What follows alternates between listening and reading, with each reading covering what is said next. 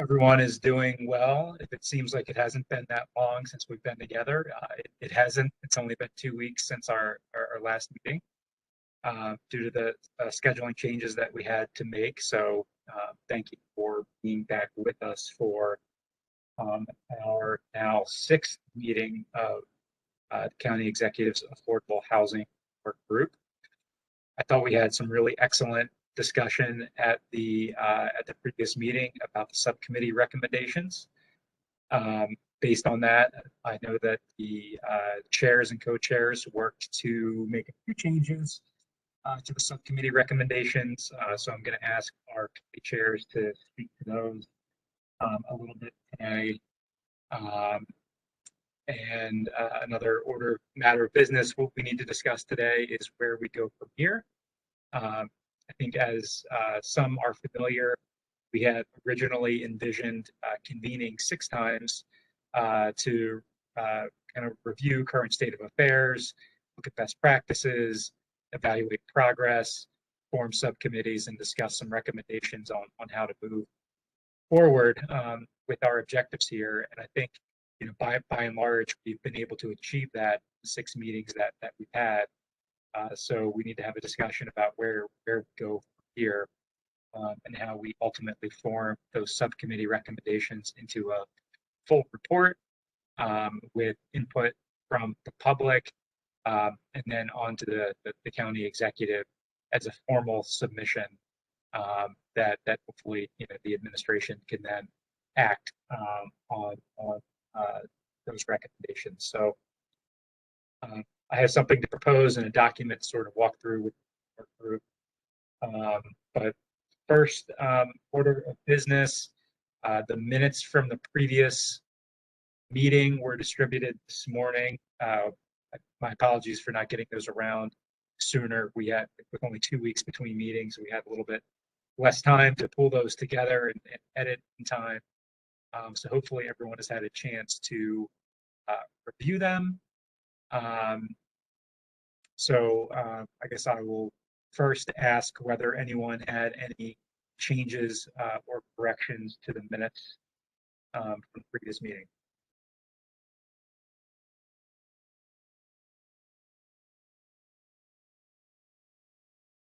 Hi, this is Dan Pontious. If I could just get my name, the spelling on page 2 is missing an O.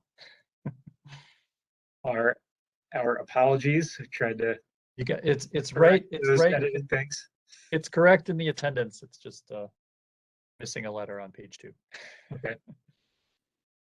I will ask our capable staff member Lisa Morris to please make that correction prior to the minutes being finalized.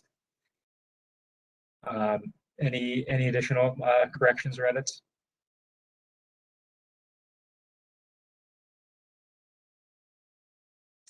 Not hearing any. Could someone please make a motion to approve the minutes as well as a second? I'll make a motion that we approve the minutes of September 21st with the necessary correction. Second. Thank you, Ms. Nelson. Thank you for the second. Anyone opposed?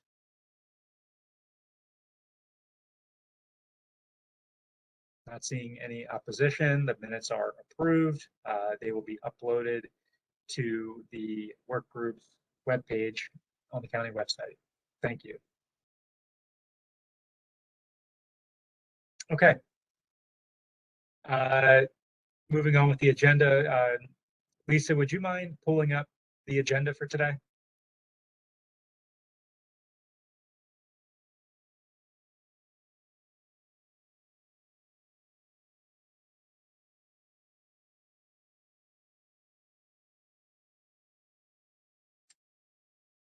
Great. So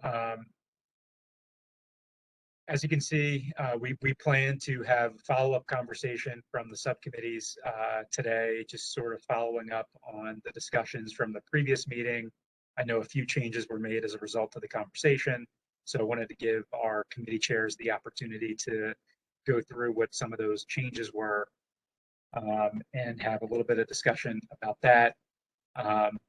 As you can see, we also have a guest presentation lined up for today, and I think we've seen some of her work in the work group already. I know that Dan Pontious talked about some of Dr. Tiffany Manuel or Dr. T, some of her work at our very first convening, and we were able to line her up to speak with us today. She is, one of the preeminent kind of national experts on working with communities in conversations about expanding housing opportunity and creating more affordable housing. Has worked hand in hand with a number of jurisdictions nationally, and including some within our region. So we're grateful that she took the time to meet with us today. She was not available until 4:15. So she'll join us at 4:15, and we'll have the conversation with Dr. T from 4:15 until about 5 p.m. When we're scheduled to end.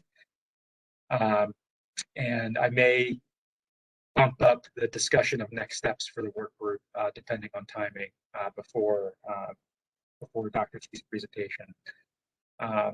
But first, I'd like to continue the conversation from last week, especially with regard to any changes that were made to the subcommittee recommendations. So I'm going to call on our subcommittee chairs in a minute. However, I will say that we're going to lay out a timeline for moving forward later. I think we're still going to need a little bit of time to pull all of this into a full report and to get it finalized. But I think, at least on the administration side, we know that there are some subcommittee recommendations that we can start acting on immediately, even before the report is finalized. So for each subcommittee, I'd like to have a little bit of conversation about identifying recommendations that we can start working on now, around which there's a fair amount of consensus, so that we don't have to wait to start moving on these recommendations until the full work group report is finalized. So just as we talk, I would ask the subcommittee chairs and the committee members to keep that in mind and take note of any recommendations which collectively can start moving on right away. So with that, I'll ask Terry, you to go first on behalf of the Public Education and Communication Strategy Committee. Thank you. Lisa, is there a way for you to give me permission to share? Yes.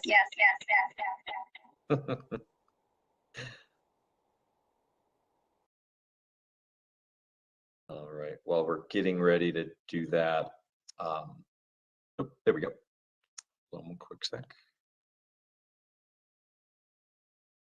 All right, good afternoon, everyone. Again, it's Terry Hickey, Baltimore County Director of Housing and Community Development, and my co-chair, Felipe, is with us today. I want to thank Felipe. We ended up scheduling these sessions in the middle of a scheduled class, so he recorded himself for his class, I understand. So I'm sorry to Felipe's students, but I'm glad you're here with us today. So thanks for that. Just want to pull up, Felipe's going to go through one of our expanded recommendations in a minute, but we took notes at last session and there were a lot of good productive comments.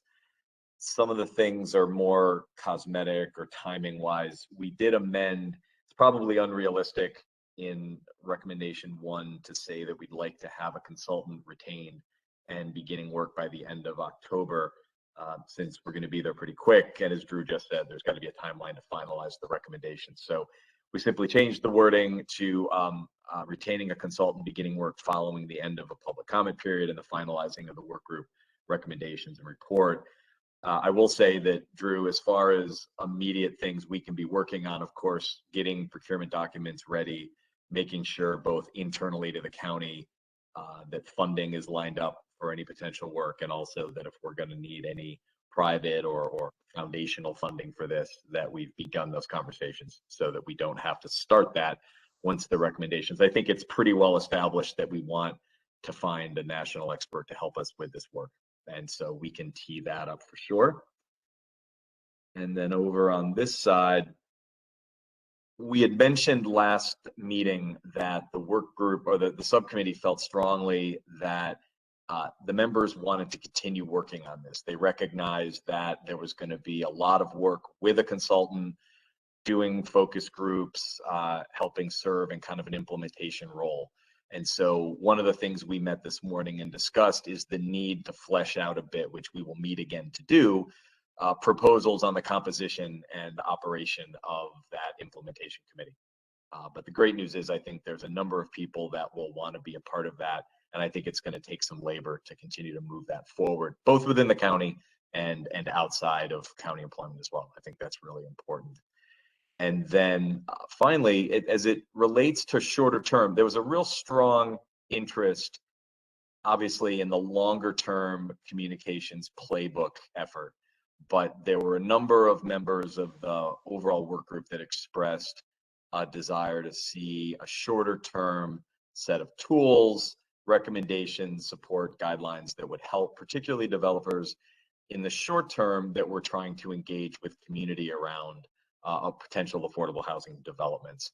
And so we spent a good deal of time at our subcommittee meeting talking about this, and Felipe had made a proposal within the subcommittee that was well received.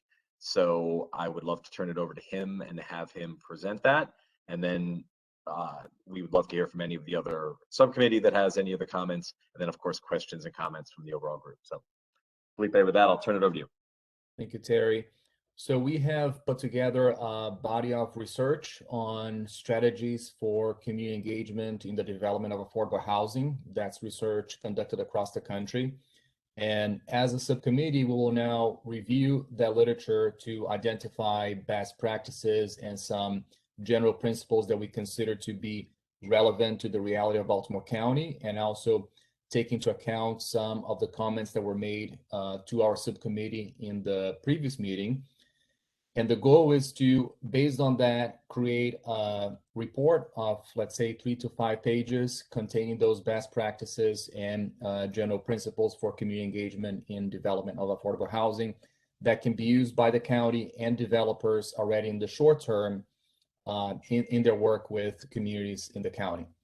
And this document can also serve as a baseline for the consultant that eventually will be hired to really flesh out and implement the county strategy for engaged communities for affordable housing. Great, thank you. So that's really it. We changed the time frame on the consultant a little bit. We're committed to getting back together to meet to flesh out this concept of an implementation committee to work with the consultant, and also to continue the work that Felipe just described, where the committee would take advantage of best practices that we have access to create a shorter term toolkit that could be used in the meantime. I think those are the high points. Any one from the subcommittee that was part of the discussions that want to weigh in or emphasize anything else?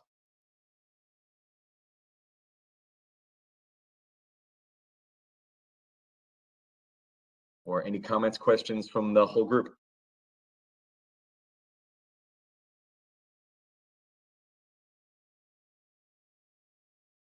My only question was, do you have any idea as to how long once the consultant is hired and on board? I mean, is this a 2-year, 4-year effort? Well, I think there's. To that. Oh, go ahead. Sorry. Right, I can speak to that. Our goal is to get a request for quotes out as soon as we can get the recommendations on the street, at least, because it's a little bit premature to put the request for quotes out when we haven't presented the recommendations. It is our intent to engage with the facilitator as soon as possible to immediately begin our work once the recommendations are out and received and adopted. And now how long it will take to implement all of the activities, we'll have to work with the the facilitator to determine that time frame. But engagement, we want to do that as expeditiously as possible. Thank you. Thanks, Stacy.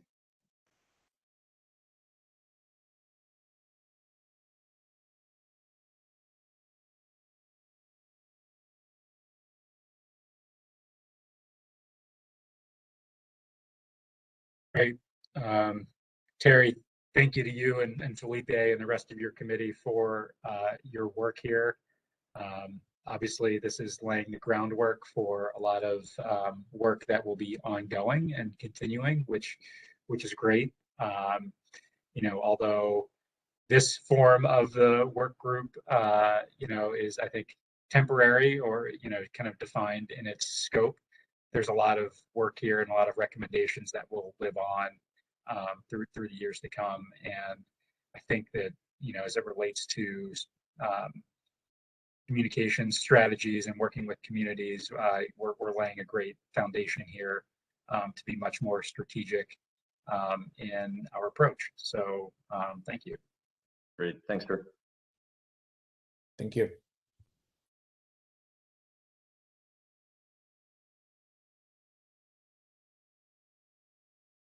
Okay. Not hearing anything additional for that subcommittee, why don't we move on to zoning and infrastructure with Pete and Leslie. Okay, Lisa, there you go. Thank you.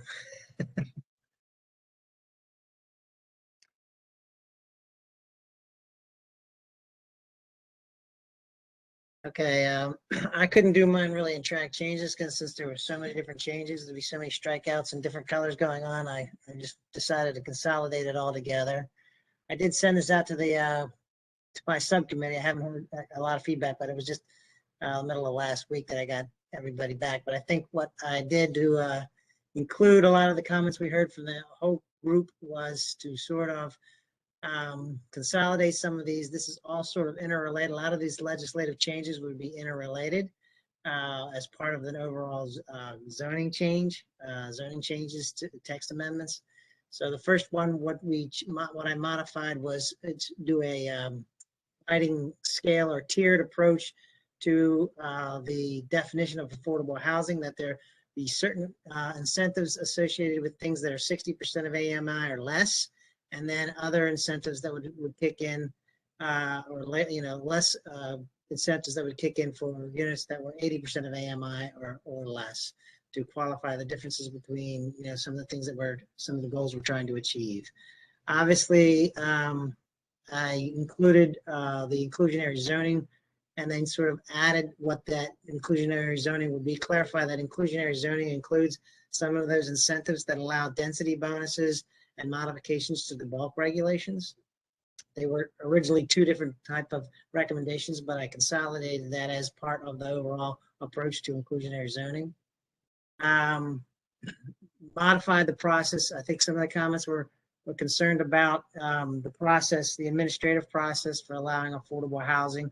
So this modification would include providing a CIM, but exempting it from a hearing officer's hearing. So it would still have a sort of an administrative approval, but there would still be outreach to the communities ahead of time when an application was received for affordable housing. I think there was some concerns with excluding some of the community opportunities to provide input for those types of developments. Continue to keep the types of zoning in there. I think some of the information I did add in what types of properties or where are they located, how much property would be included if we started to allow and the flexibility of commercial versus industrial. So we broke down how many acres. There's 19,000, almost 20,000 acres and 6,500 properties that have a manufacturing or industrial zoning classification, and then 12,000 acres or almost 18,000 properties that have a commercial type of zoning. And then you can see sort of we included in our the maps that where these properties are located throughout the county. This is within the opportunity, showing within the URDL, within the opportunity areas, and urban commercial, and then residential, manufacturing. Then last but not least, I sort of clarified the exemption from the basic services map, clarifying that the properties would still be subject to the adequate public facilities regulations. They just wouldn't be subject to the basic services map, which would still require there to be an analysis of water and sewer facilities, making sure there's adequate water and food facilities. You know, traffic impact analysis would be evaluated, and then schools. So there would still be those analyses to be done, even though the basic services maps, we're still recommending sort of exempting them from the basic services map. I don't know if anybody from the subcommittee wants to add any other information or open it up for questions as well. Good afternoon. This is Leslie. Sorry, Pete, I didn't get a chance to respond to your draft. I just have a couple things that I think were in it before. One of which is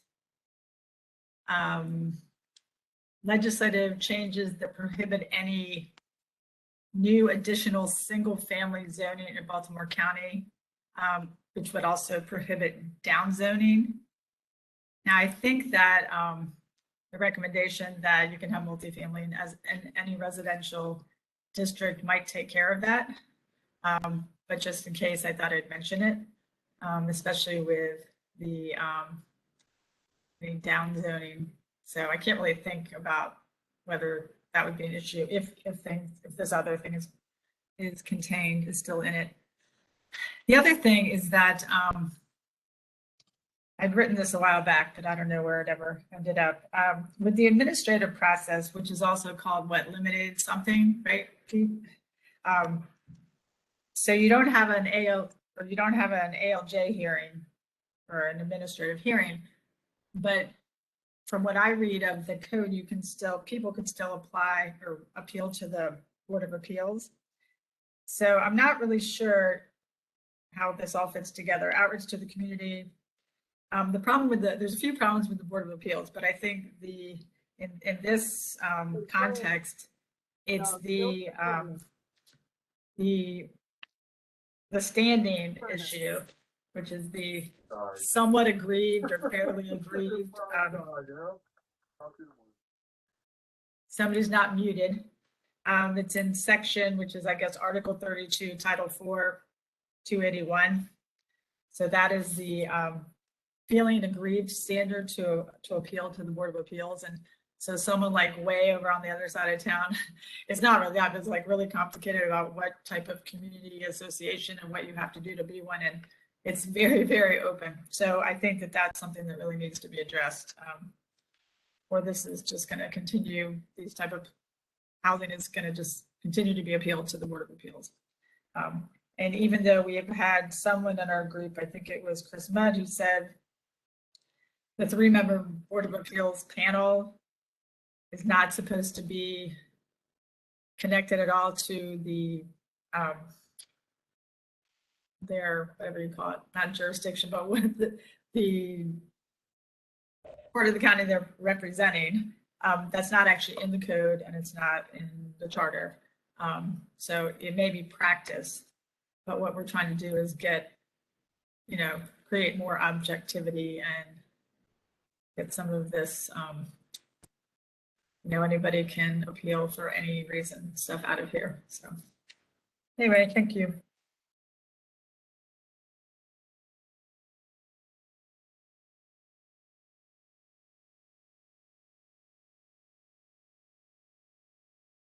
Thank you, Leslie.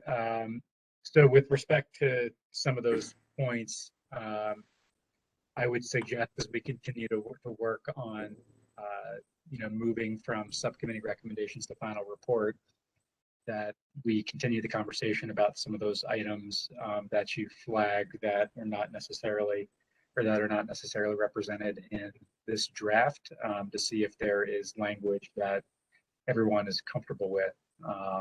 That addresses those points. So, Pete, maybe we can convene and strategize on that. Okay. Yeah, I thought from my notes, the single family prohibition, the larger work group was not supportive of that. That's why I did not include, I removed that. So, but, and I didn't know where we stood with the Board of Appeals. That was, so, I mean, I can draft something up on that and run it by everybody. I'll just say that, you know, it's with a large group like this on a difficult topic, it's hard to expect that there would be unanimity with every single item that is discussed in this forum. And so I can certainly envision identifying a few areas that need further discussion, just highlighting some things, some issues that the work group discussed and considered, but did not necessarily reach a consensus recommendation on. So that way it's memorialized and documented as an issue, something that bears on the problem that we're trying to solve, that we should continue to discuss and examine. So that might be one way of dealing with some of those issues where there was not necessarily consensus. I had a question for Pete on those maps that showed the commercial and industrial areas. Thanks for doing that. I think we asked with the assumption that those areas are larger than needed and that the areas pretty much often strung along the commercial corridors would have good access and be good candidates for a land bank for affordable housing. And then, as always, once we get something that we asked for, then one realizes one would need to know more to make it useful. So the question really is how much of this land is underutilized or even fallow. I guess that would be to verify the assumption that we are overzoned, especially in commercial retail. So I wonder whether that could be worked out from the total area, how much of that is contributing taxes and is active and how much of that is not performing. Yeah, if I had a little more time, I definitely can distinguish the ones that are sort of underutilized or vacant, if you will, from the rest of it. I don't think it's a lot, but we can definitely extract that. I point to Jen Meacham. She's the one that had this done, but I don't know if she knows. I know we can do that. The other thing, practice we were looking at and sort of working at, and as an aside, and I don't know how much time, we haven't done a lot on that, was to sort of what I call susceptible to change. You know, they're at an area, they're in an area of underutilization, but it's sort of a judgment call as to whether they're being used to the maximum extent that they could be.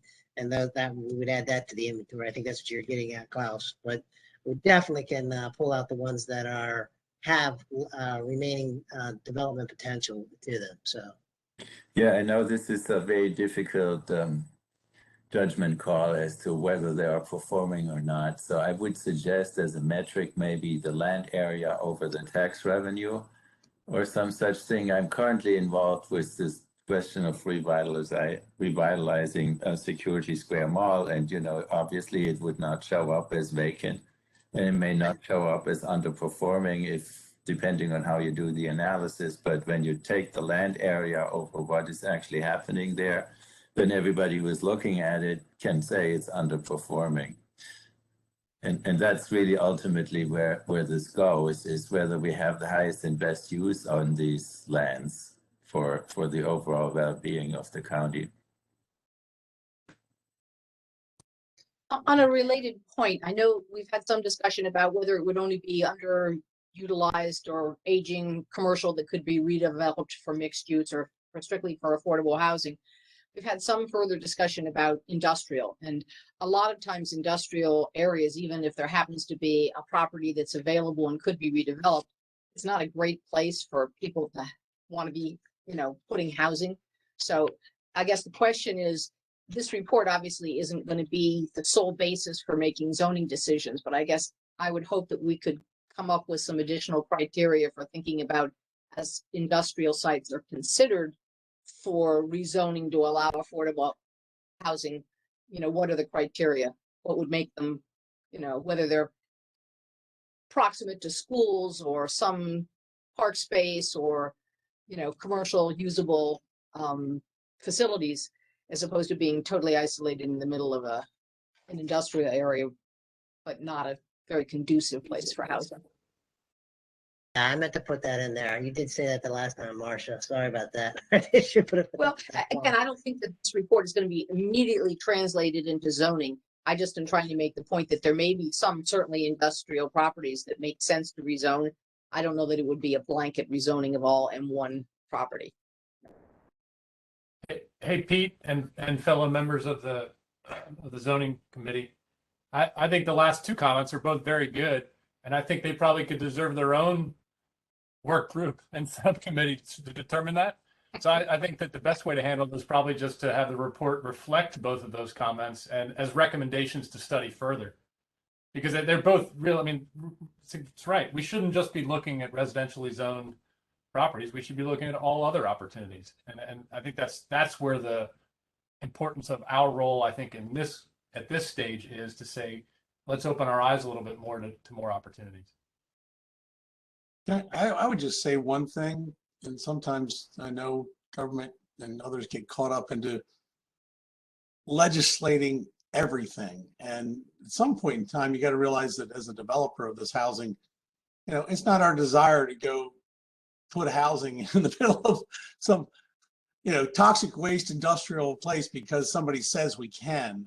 I mean, I think we got to be careful always wanting to cross every T and dot every I because we think that, just moronic activity is going to go on if we don't do this. So, just know that give developers a little bit of credit that we might do a little better than just, some of the things that are being talked about here.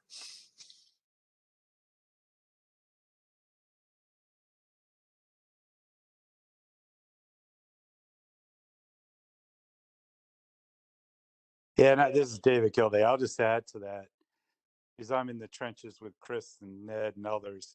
A lot of the properties that affordable housing's been built on in the last 10, 15 years has been manufacturing zone land.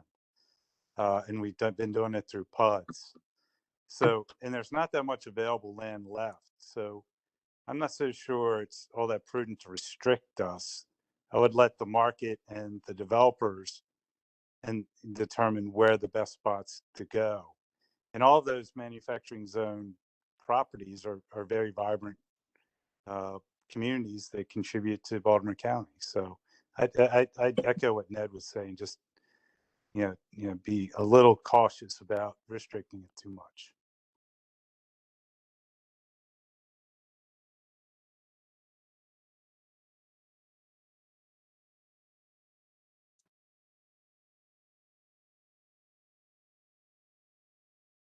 So Pete, you're going to circulate another version?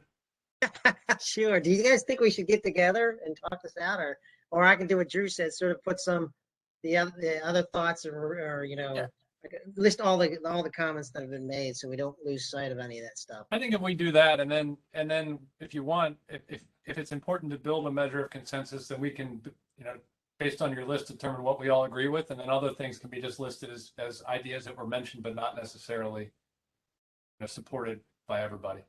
That's probably the way to deal with it. Yep. Thanks. Will do.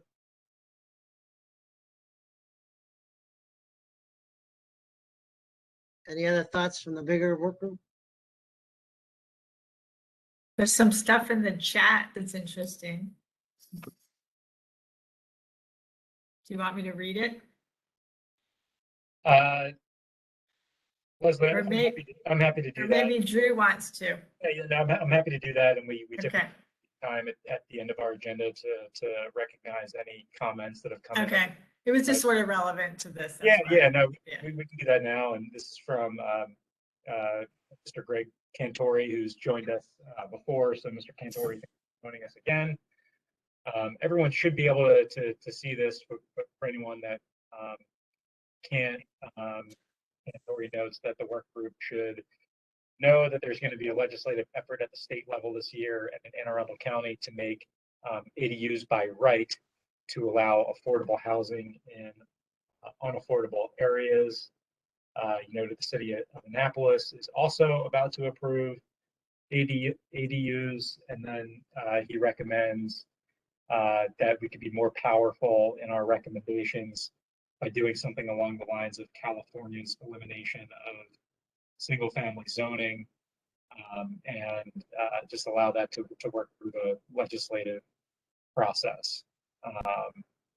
So thank you for those thoughts, Mr. Cantori, and they are noted in the record, and I would ask our subcommittees to continue to keep that in mind. I think, a number, especially with the zoning and infrastructure subcommittee, these recommendations are going to require legislative action at the county council level. So we'll be having lots of discussions about legislation following the final publication of this report, I'm sure. And we also know that it's hard to believe, but we're bearing down on the end of 2021 here, and which means the 2022 legislative session in Annapolis is gearing up, and I know that some of those conversations are starting. So we will clearly be tracking anything that bears on affordable housing very closely this legislative session. Drew, can I ask one qualifying question or clarifying question? Because in my world, ADU has a couple of different meanings. So what does he mean by ADU? Does he mean affordable dwelling units, or does he mean accessory dwelling units? I think it's actually alternative. The idea is that they're accessory to single family homes, like apartments that people would put in their on their own properties for the purposes of providing an affordable housing opportunity for somebody who otherwise might not be able to afford to be in that neighborhood. Right. I actually spoke to Greg at the beginning of this process, and he had told me, I'm sorry, Greg, I know you're listening. Sorry for not bringing it up within the group about the ADUs as being an alternative. But it probably is something that we should mention as at least having been mentioned, in the context of our review, and it should be something for discussion. Yeah, I mean, it's just a type of affordable housing in my book, so that's why I wanted to clarify that. That's right. Yeah.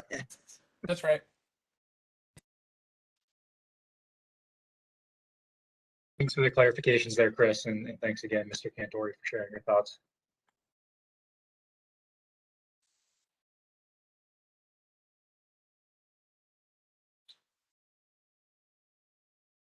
Okay. All right, so if anything further on zoning and infrastructure?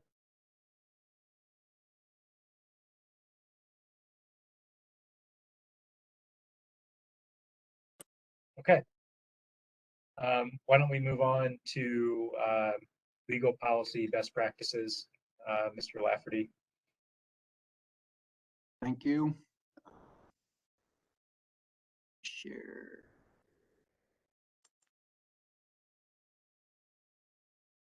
So at the conclusion, or towards the conclusion of our last meeting, when I was presenting, there were no comments from the group as a whole, or things that were offered or proffered that we should adjust. So we did not reconvene as a subcommittee because our subcommittee had already agreed to our prior recommendations. However, Drew had requested that we perhaps identify some additional financing strategies or present some additional financing options that could be considered. I've not integrated them into the document as a whole. This is a separate document right now, but it will be folded in. So we had already suggested a few options, such as looking at tax abatements, expedited permitting, density bonuses, the sale of county land at a below market rate, creating land trusts, or even providing a pre-development fund that could support development of affordable units. I sent an email to the members of our entire work group who are involved with the housing development, and got a couple of responses, since those are the individuals who are engaged on a regular basis of putting these transactions together. and know from their own experiences the kind of value that certain incentives or options could present. So you can see a couple of comments from Jim French and then also from Dan McCarthy. As Jim pointed out, tax increment financing, which Baltimore County has not used to date, to my knowledge, certainly not on the housing front, although it's certainly more common in places like Baltimore City. Creating an equity fund or providing equity funds for preservation of units, particularly where the communities are either higher income or the housing costs are higher. And so this would be, I think, primarily in the rental or apartment complexes where the rent structures tend to be higher. Create a housing trust fund. And while we had discussed this before, we didn't really get into it with much depth. And I will say that Jim served on the subcommittee and really lent a lot of value. As he pointed out, we really didn't have probably adequate time to dig deeply into these and do the kind of research that we may need to be done to see how viable these may be. Loan guarantee, here's two more from him, a loan guarantee fund, working perhaps with local foundations, and then creating a special lending entity or community development financing institute that could pool private bank resources, which does, I think, feed into other suggestions about how do we partner up with the lending community to make them stronger partners in moving forward in the county. Dan McCarthy raised an interesting point of whether larger projects, and we often are talking, 50 or more units, create more tension within the communities, and whether or not there are alternatives, and as well as you just need more land to develop those kind of housing developments. That perhaps looking at smaller models that you could actually do 10, 12, 16 units perhaps, that also might be able to attract more minority and women-owned businesses that are newer to the business but have some strengths that we could build upon. And I'd say particularly as an issue of not only economic equity in the county, but also looking at communities of color where more development may present itself to building that relationship with some minority businesses. And Dan suggested then pre-development funding in place, as well as the current county gap financing, which in our overall report we had recommended could be increased beyond the county's current annual commitment of $3 million. And he pointed out that there's still going to be risk in the entitlement, zoning, and adequate public facilities arena, and that we'd have to be really engaged with smaller developers who just don't have maybe the strength, historic strength, and would not be relying upon LIHTC. I also reached out to the Maryland Affordable Housing Coalition, and they added pilots as another alternative that they've seen in other jurisdictions. In fact, the county has used pilots primarily, I think, in Marcia, or Marsha would know better than I. Maybe not on new, I guess on both new and on preservation projects. So those would be the additions that we would add, and I've circulated them, granted belatedly, to our subcommittee to see if they have anything else to add, or if members of the overall work group may have something to add.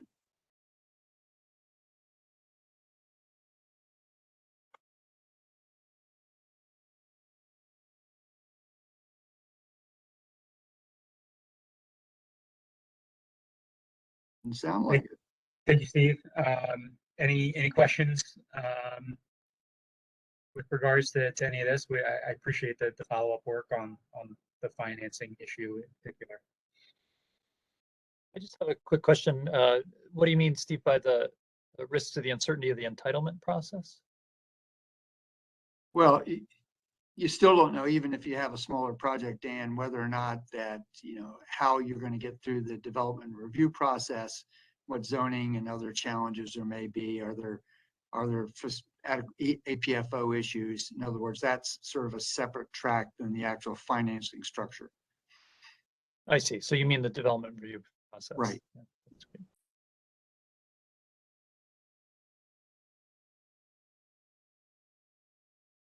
And if Dan or Jim want to add in, please feel free to. I see a question here from Adam Phillips. Was there discussion of specific example incentives for small projects?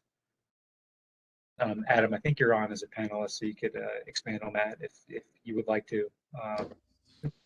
Yeah, I was just curious, if maybe, some of these, like examples might be,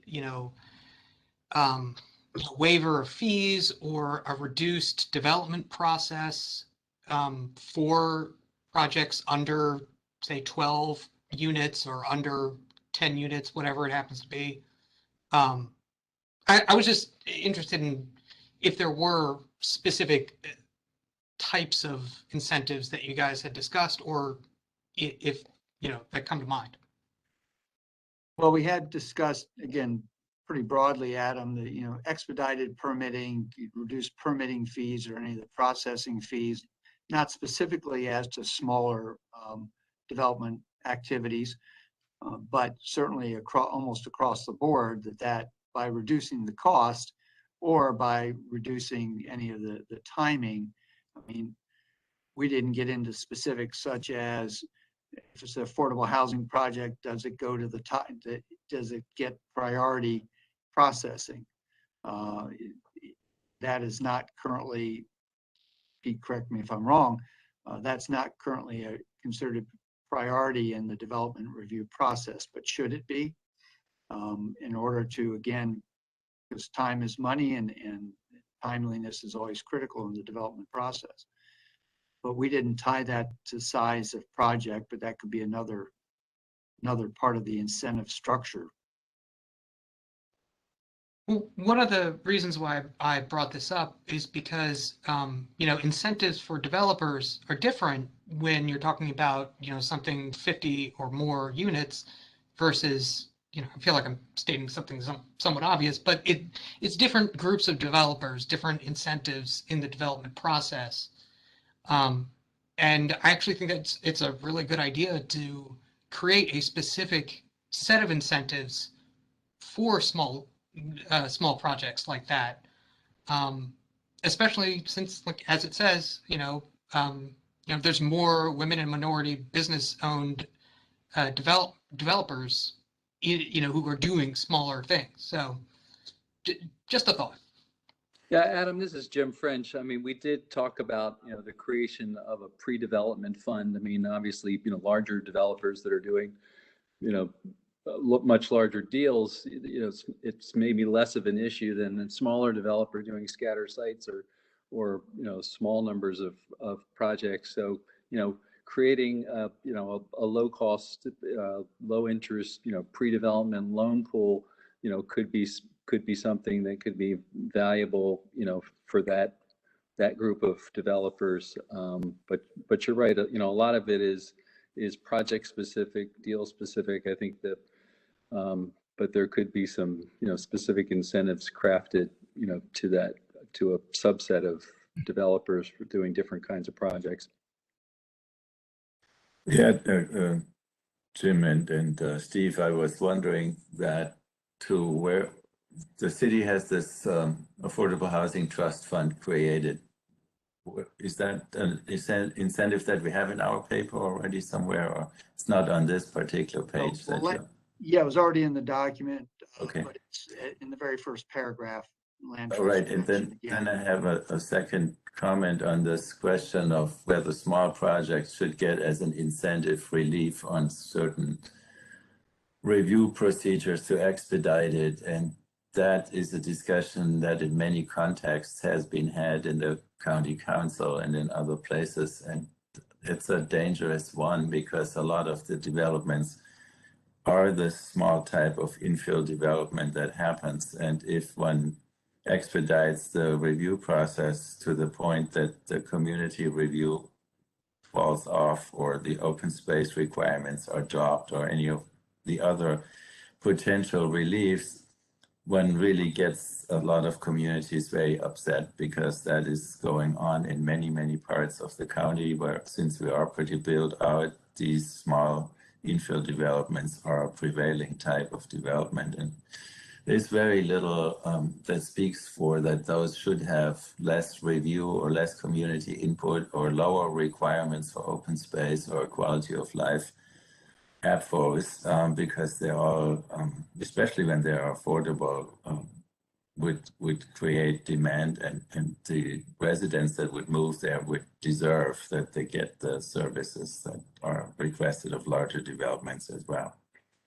Don't, in all due respect, Klaus, don't read too much into this, because if I put on my planning director's hat, we do not support generally waiving the community input meeting nor local open space fees. So that's not baked into this. No, I didn't say you did. It was just that suggestion seemed to come up again in the question. That's why I was responding to it.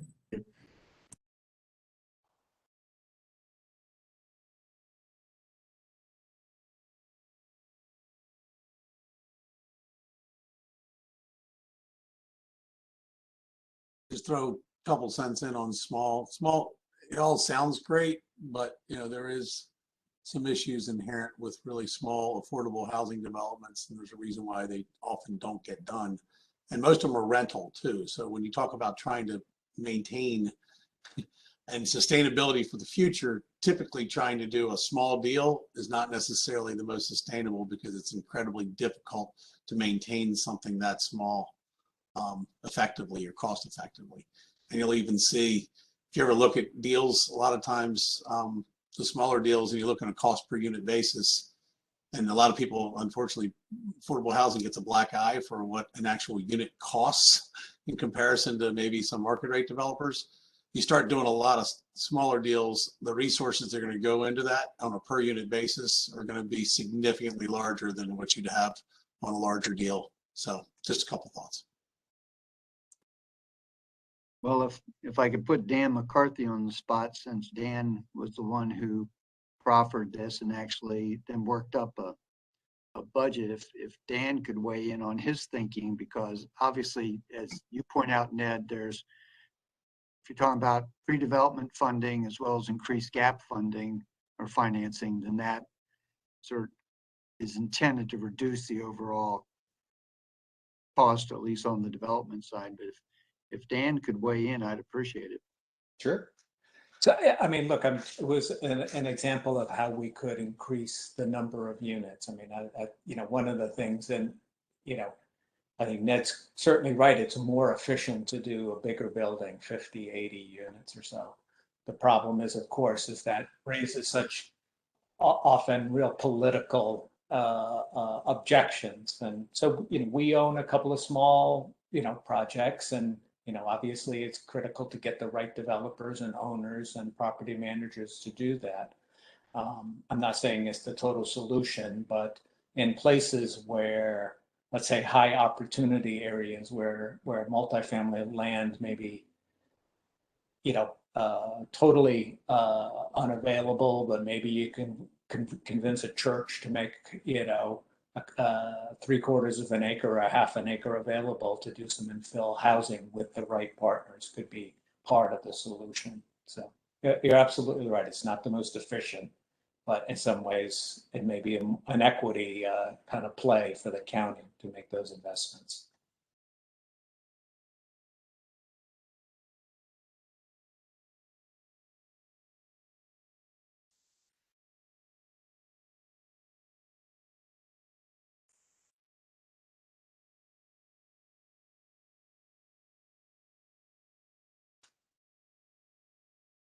Good afternoon. Since I see a lull in the conversation, I thought I'd chime in and see if I could belatedly add a couple things to this list, which probably have been contemplated already. But really briefly, the importance of project-based vouchers. to, and I should probably qualify that by saying expanded availability of project-based vouchers. I know that, through Baltimore Metro Council and others, there is access to vouchers, but more the better, particularly to support providing housing to very low-income households, and also, it's a really key tool to help income-restricted projects leverage more private capital. And then, secondly, anything the county could do proactively to kind of assess its inventory of county-owned land, parcel up assemblages of land, get things out on the street via RFP. Developers like Jim and Dan and I will jump on it. So having a coordinated approach from that perspective, not that it's easy and not that there's a surplus of publicly owned land, but that's always a good tool to look at. But generally speaking, I would echo everything that's on this sheet in terms of supporting provision of affordable housing. And then tying it back to the Zoning and Infrastructure Committee is somewhat obvious comment, but obviously anything that can be done to implement recommendations that streamline the process and simplify things takes indirect costs out of the equation or reduces them, in terms of reducing uncertainty of when a project could move forward or if a project could move forward. So just a couple comments. Thank you, Patrick. Yeah, thank you. And I believe that availability of project-based vouchers, as well as inventory of county-owned land as potential sites, I believe, Steve, those were captured within your subcommittee's recommendations. Yeah, yes, they were. Yes, they are. Okay. And I know on the project-based voucher side that Marsha and Terry have been looking hard at that and how to advance those going forward. Advance their availability, I mean, going forward.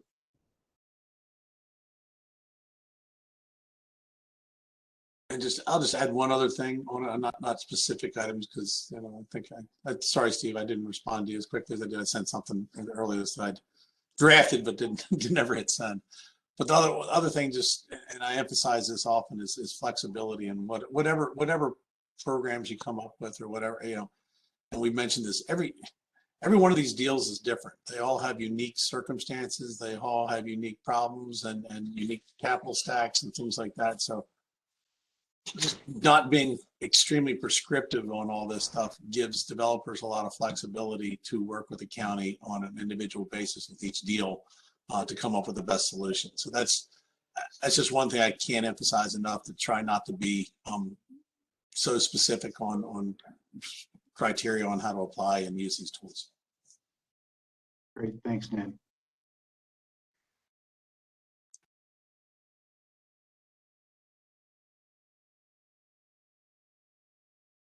If nothing else, then I will stop sharing.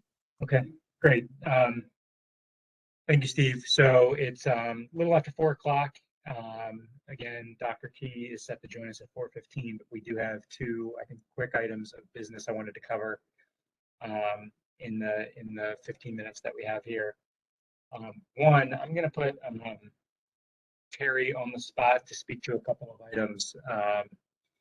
When the work group was established, there were two items within our charge, which we haven't spent quite as much time talking about. So I at least wanted to mention them today, even if we are going to end up sort of nestling these things under the ongoing portion of the work that's going to continue, especially some of the ongoing work that's being recommended by Terry's committee. But one of those things was input into a new affordable housing strategic plan for Baltimore County. I think we've discussed that a little bit, but not in a ton of specificity.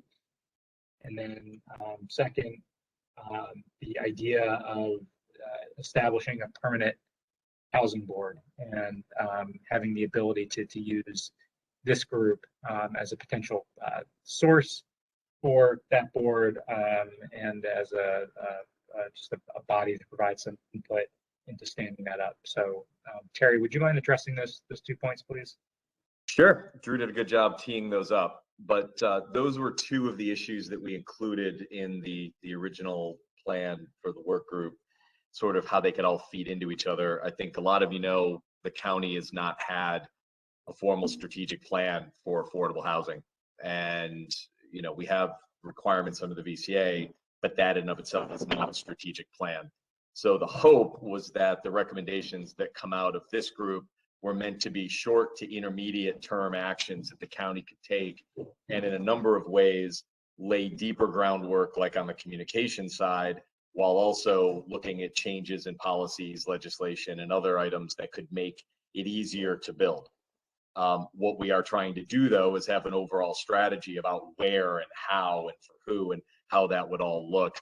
I think, Steve, you know, we've had conversations about that in some ways being folded into the master plan, which is hugely important. It's all about timing. So the master planning process is moving forward. We'll have these recommendations, and I know Drew's going to talk about a timeline. One of the big missing pieces is that HUD has tentatively agreed to help support through their TA mechanism direct help on a affordable housing strategic plan using enterprise community partners, which has been doing specific elements of TA with us over the last several months. This would be a broader project, something similar to what they did in Prince George's County. There's been a lot of transition at HUD, not to mention a presidential transition. And so we're trying to get final permission to move ahead with that, but that's that. So all of the work that comes out of this group, plus probably some follow-up community input and whatnot that comes through the 10-year master plan with the Department of Planning, are all designed to sort of fuel what would eventually be our strategic plan. And it's helpful that we now have a Department of Housing and Community Development, which was one of the key first steps to having a plan. On a related note, some of you may not know this, but for years, the county did not have a traditional housing board attached to its Office of Housing. When it was part of the Office of Housing or Health and Human Services, it worked with the DSS board. Obviously, it's not an ideal long-term solution. And so what we're transitioning to is the hope to have the expectation to have a formal housing board that not only would serve in that official role with the Office of Housing, but be an advisory and supportive and accountability group for the operation of DHCD and housing in the county. So like Drew said, we were hoping throughout the course of this work group, as we develop longer and better relationships, to start to put together a formal process for vetting and choosing nominees for that committee. It would go through the regular county commission or board established process. And I think if anyone has best practice thoughts or ideas about standing up a housing board, would love to have you share those with us. They don't fit specifically into any one of the subcommittee recommendations, but we'd love to hear that. And then also just know that throughout this, seeing what the county's doing, there'll be opportunities for those of you that are on this work group to possibly put your name out there if that's something that would interest you, because I think we've got a lot of talent around this topic in the county, and we want to harness that moving forward, which I think has been a lost opportunity. So those are the two, Drew. Thank you, Terry. That's helpful. And can I maybe just recommend that you draft some language for us? I want to make sure that we address those things in our report. I would request that you put some language together that covers those topics for potential inclusion in the report that we can share back with the full work group for their review and comment as well. Just because those items were mentioned in our original charge, I want to make sure that we address them. Absolutely.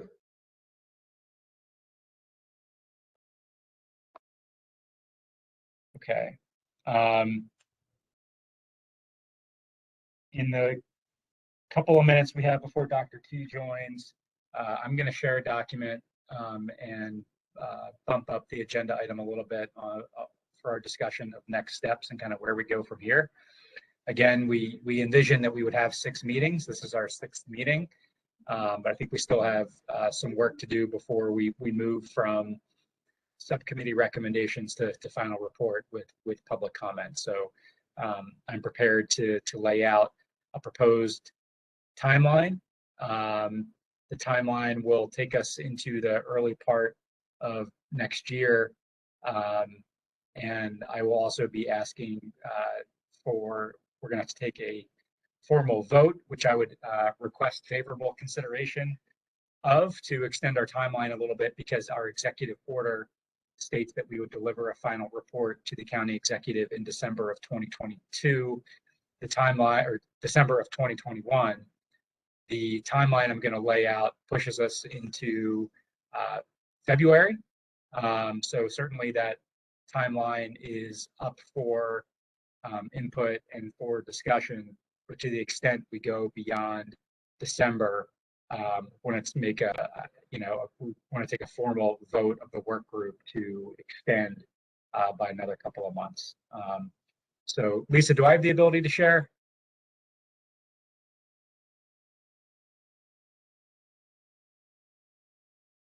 Yes. Okay. I'm going to share a document with my proposed timeline here.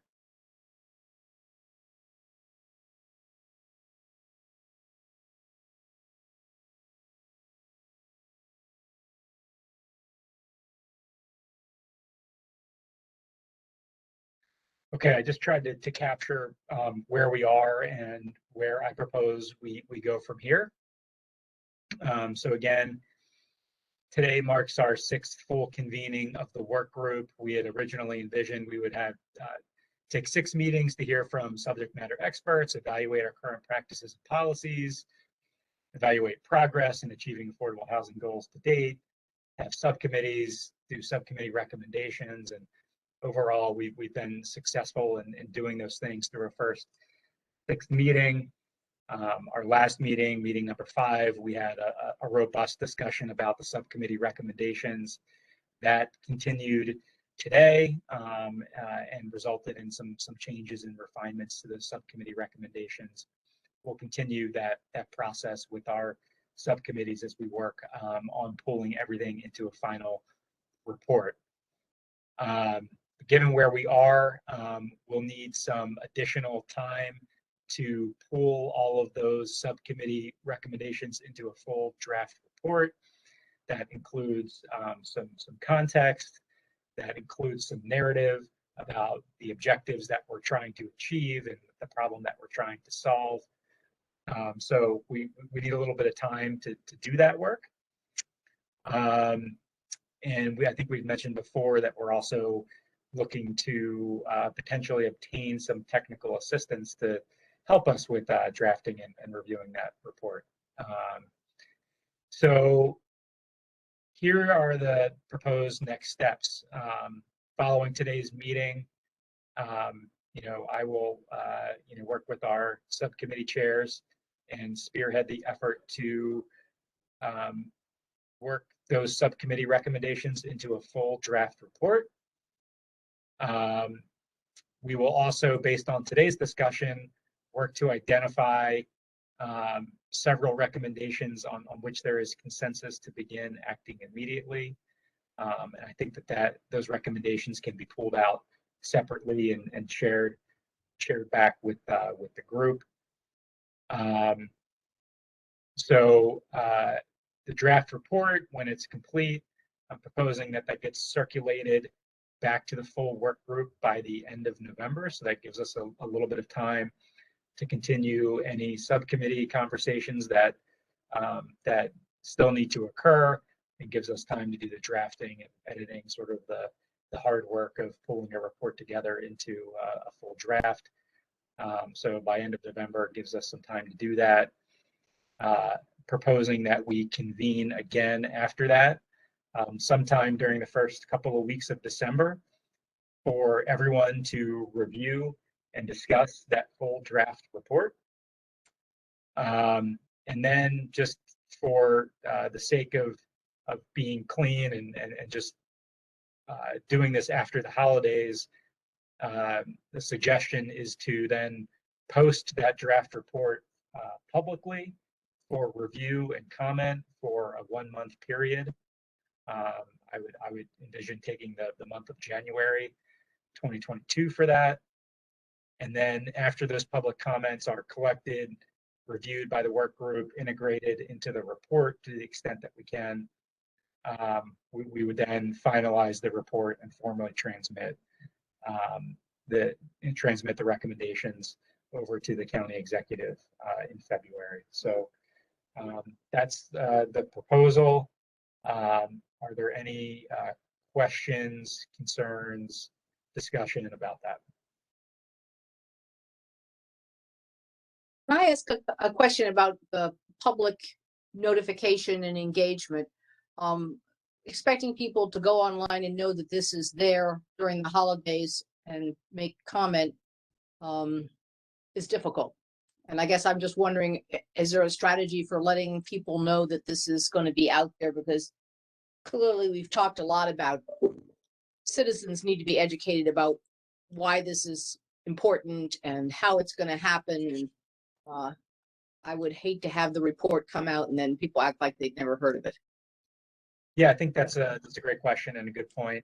That frankly, that's why I selected the January date for the posting to get beyond the December holidays and post it during the new year. Hopefully, as people start to refocus on what's going on in the world after the holiday season.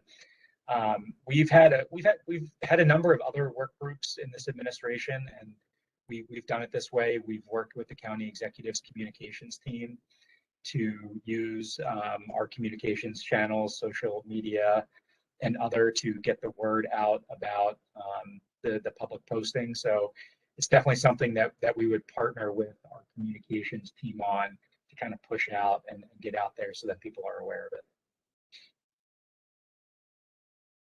I mean, you wanted us to approve this, and I guess largely the schedule is depending on the capacity that you have within the administration to do these steps, because a lot of that work is with the administration. Now, we have done, I think, our 6 meetings pretty much inside the schedule. I generally hate, the German in me hates to extend the deadline. I much prefer to work within the deadline, and particularly the question is how it works in tandem with the master plan, which has also a schedule, and whether that makes this less effective when it comes out later or whether that doesn't matter. I guess I appreciate the comments, Klaus, and I think we've honored our timeline to a large degree. I would note that when we laid out that timeline originally, I don't know that we were necessarily building in a month of public comment and review into it, which I think is important, and I believe it's the way we've done other reports as well.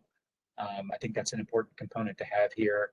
So we didn't anticipate that at the beginning, which is one of the drivers for wanting to extend a little bit. The question on the master plan, I guess, Director Lafferty, I would defer to you on that. Does this timeline? I don't think this timeline really, outcomes of the work overall and public comment can be built into the master plan at that stage. I don't think this impedes what we're trying to do with the master plan. Okay. Drew, I wanted to make a comment. Hold on 1 second. I was gonna say that I support, Drew, the timeline that you outlined, that you proposed. I think that's reasonable. We need that time. Thank you. Thank you, Leslie. Madam AO, did you have something? Drew, I'm trying to not get the echo because I'm working on 2 devices. We also have the community engagement group, the CE's community engagement group that will be able to push it out through. Madam AO, your audio and video is coming through a little bit choppy on my end. I'm not sure if it's on my end or on yours. I'll put it in the chat. Great, thank you. Any additional thoughts or comments about the timeline? I think your timeline makes sense. Thank you. Is there a motion to approve the timeline? I'll make a motion that we approve the timeline as Drew proposed. Second, Second. anyone opposed?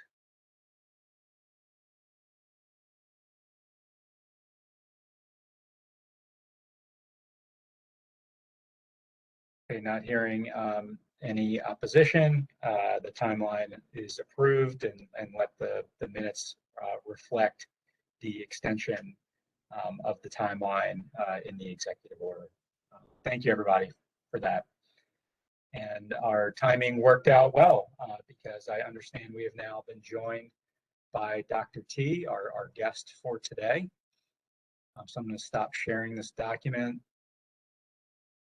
and welcome Dr. T to the County Executive's Affordable Housing Work Group. I think you've had some conversations with one of our subcommittees or some members of one of our subcommittees to date. I want to thank you for joining our full group to speak with us today. You know, one of the major topics that we've had is how to work with communities in terms of working on new affordable housing projects. What community engagement strategies can we have? What's the proper way to engage in these conversations with communities that get us away from some of the negativity that has been associated with projects of this type in the past, which I know is something that communities across the country grapple with, and certainly something that we grapple with here in the county. The work group has identified that as such a large issue that we have a whole subcommittee devoted just to discussing communication strategies and engagement strategies that is chaired by Terry Hickey and co-chaired by another one of our work group members. So with that, I'm going to allow Terry to do a more formal introduction, and I'd like to turn it over to you. Just timeline wise, we're scheduled to go to 5 o'clock. So I'm hoping that we can have a brief presentation from you, Dr. T, and hopefully leave enough time before we're set to wrap for some back and forth and engagement between the work group members and yourself. So Terry. Great, thanks, Drew. Well, I'm gonna hand the baton off too, because I think that it's been a thrill to get to know Dr. T, talk to her over the last several weeks about gearing up to work with Baltimore County on a few different projects. But I will never forget Dan Pontious raising your name and your work all the way back at our first meeting. So I called Dan today, Drew, and asked if he would say a few words just to kind of put this in context. And for that, Dan, I'll turn it over to you, and then we'll get to Dr. T's presentation. Perfect, thank you.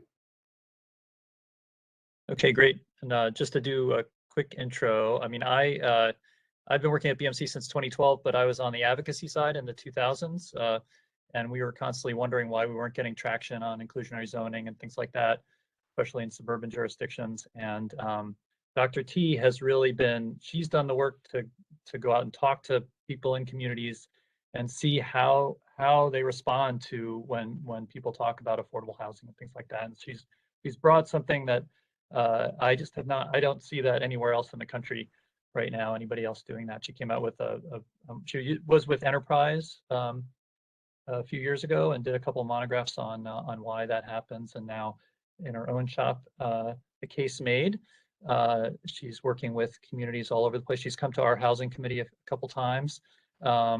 And I think we actually were able to introduce her to Chuck Bean, the director of the Metropolitan Washington COG. And she just recently, within the last year, did a playbook for them that I'll drop that link in the chat so people can take a look at it. But I just looked up, and Dr. T, she's got her bachelor's from University of Chicago. She got a master's in political science from Purdue, and then got another master's and a doctorate in public policy from UMass Boston. So she's well academically credentialed, but the thing that all of her work is designed to make a difference on the ground. So with that, I'd just like to introduce Dr. T, and I'm really glad you were able to come talk to this group. Sure, happy to be here. So thank you so much. I'm honored to be here. A lot of the issues that y'all were just talking through in terms of recommendations, I listen to these kind of conversations with folks all across the country. So the first thing I want to say is that y'all are not alone in terms of these issues. Literally the same conversation that y'all are having right now is happening across the country in exactly the same way. I want y'all to know that's actually good news in some respects, because it means that a lot of the things that we are sort of up against trying to figure out, there's just a lot of good sort of opportunities to be creative, but also to take some good, best practices where we see them and graft them onto this process. But the other thing I would tell you, having done this work robustly across the country, is I will say to you that every community is different in the sense of how people respond to those challenges. So we do playbooks all over the place for groups when they are trying to address a whole range of issues. Housing is one of the things we work on. We work on climate change and disaster planning and resilience for lots of cities and towns that are struggling to get people to lean forward on the work that is hard. We do all kinds of stuff in social determinants of health and a whole range of other issues. But I can tell you that it's different in every place because of the way people, the sort of local, like folklore about how we do things, about who we are and what we care about, and the kind of local conversations that are happening. And so the playbook that we've done for DC is a very good playbook, but it will not, right? It's not the playbook that we need for Baltimore. I can tell you we've done playbooks this year for Sandy Springs, Georgia. We've done for San Francisco. We've done them for Rochester. I mean, we literally, like, you can dot the, across the country and various issues. And I can tell you that each of those playbooks is different because it depends on us listening very carefully to what people there are talking about, to what they care about, to what the issues are, and then mapping those issues onto the things that we're trying to do, which is affordable housing. When you connect those things powerfully, what people care about, talk about, even I would say what they're afraid to lose. When you listen to them talk about what they're afraid to lose, and then you map that onto affordable housing, you can pull a lot of people forward because you understand what is really important to folks at the most basic kind of level, and you're able to pull them forward based on their aspirations for their own future. And so we listen, right? We listen to that. And I can tell you the things that people told us in DC they were concerned about, probably not concerned when you listen to Baltimore residents, right? They're not, the people in DC, interesting, we did that last year, just literally right before the pandemic kind of started. And folks, when we talk about affordable housing, they were not saying they wanted affordable housing. That was not, which is astounding to me in a city like DC. That was not the thing that was top of mind for folk. That was not the thing. In fact, we talked about the growth of the region for Washington, D.C. People rail against that. We don't want to grow. Stop it. But there's a Korean in every part of D.C. Please stop it. We don't want to grow anymore. Like, can you stop? Tell folks to stop coming, right? And that was a real sort of backfire for the Metropolitan Planning Council, because the whole model, the whole communications approach they were using was to talk about the growth that was happening and how we have to respond to that. So if you're putting out there that we can respond to growth and people don't want to respond because the way they're thinking about these issues, oh boy, you just set yourselves up for a backfire.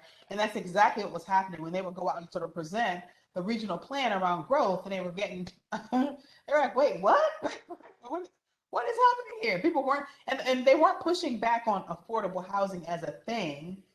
They were pushing back against the fact that they felt like the growth was happening so fast, and they felt like, right, and you can read the some of the playbook, but that's what they were pushing back on. So what I would say to you, if you're not taking that on in some way, shape, or form and addressing that issue that they care about, the thing that is really, right, then you're not going to be able to pull them forward on issues of affordable housing.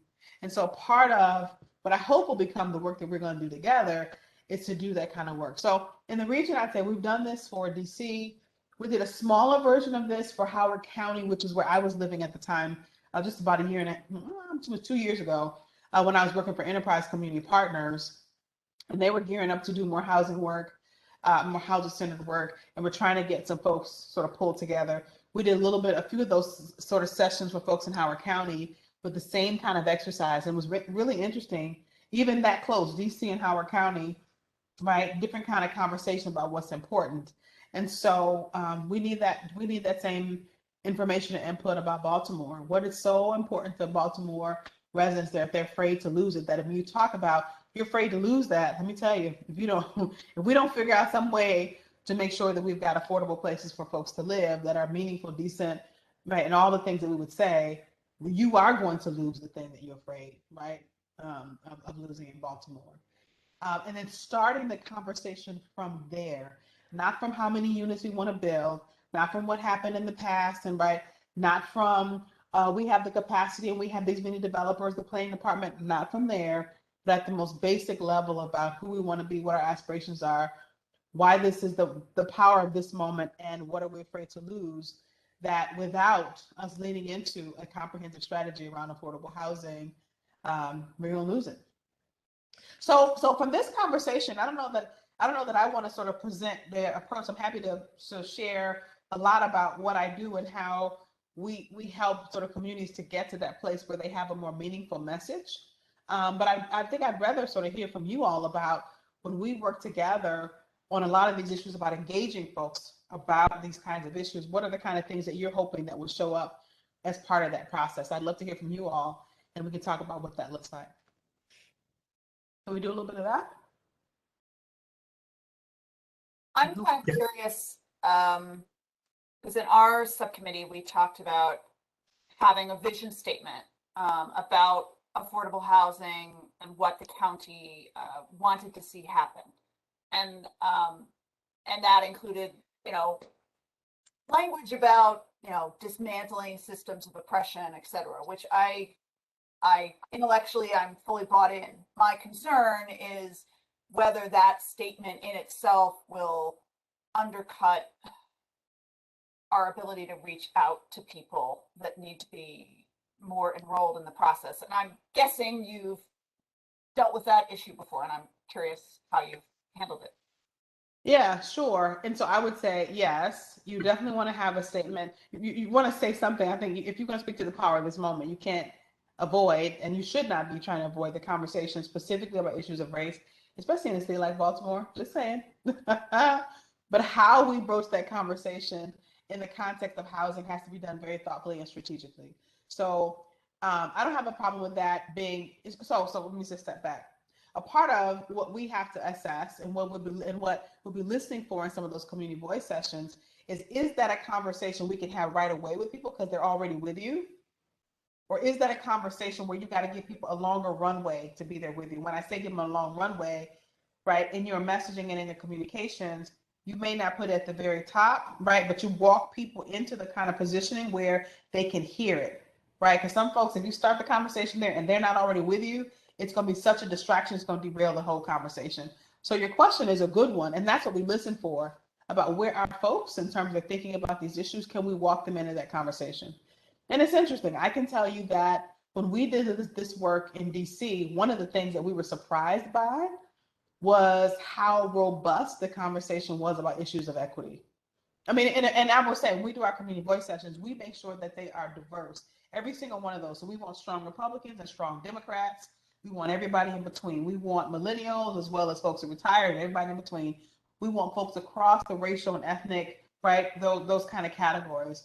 We want folks who are full-time workers. So we mix it up so that those groups are really diverse. And what we're listening for is there kind of consensus around some of these issues? So we're listening for, can people have this conversation? Does racial equity or equity issues come up naturally, organically? And if it doesn't, if we put that in the middle of the conversation, can they handle that? Can they have a really great conversation or not? Does it devolve? Does it, right, become, food fight? Or sort of what happens in those groups?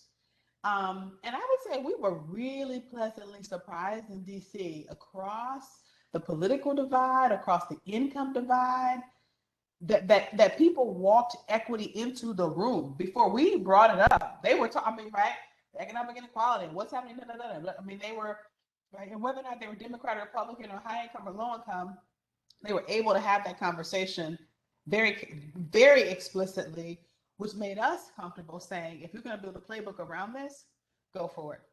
They can handle that. They're ready to have the conversation. I can also tell you that we work in lots of other places around the country where if you start the conversation, it's going to backfire. We just finished a pitch deck for some folks for the Chattanooga. Oh boy. Chattanooga, Tennessee. Well, I can tell you it was a slow walk. All right.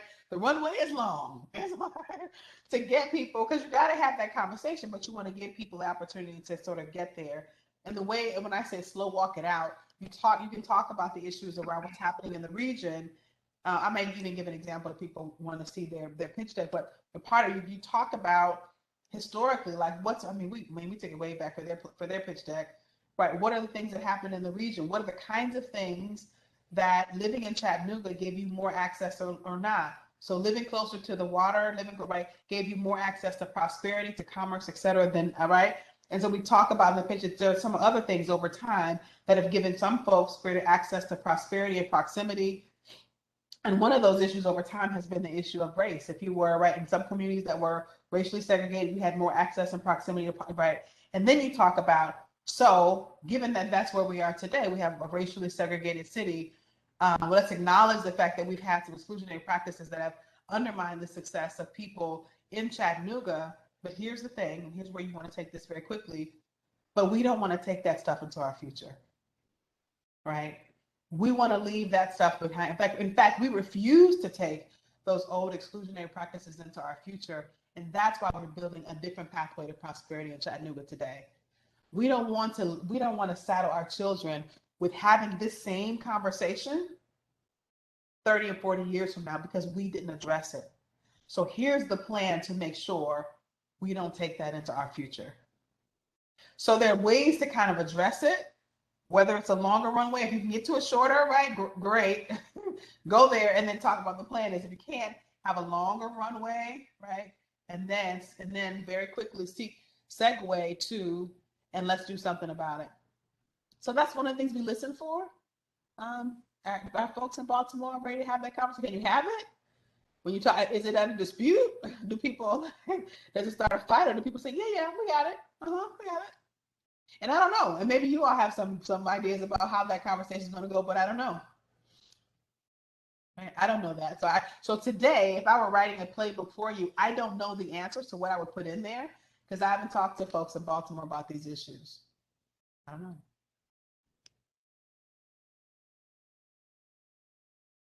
Thanks for the question. Other thoughts, things that you're hoping that the work that we're doing together will include, things that you want to make sure we talk about or address? I have a question. Yeah.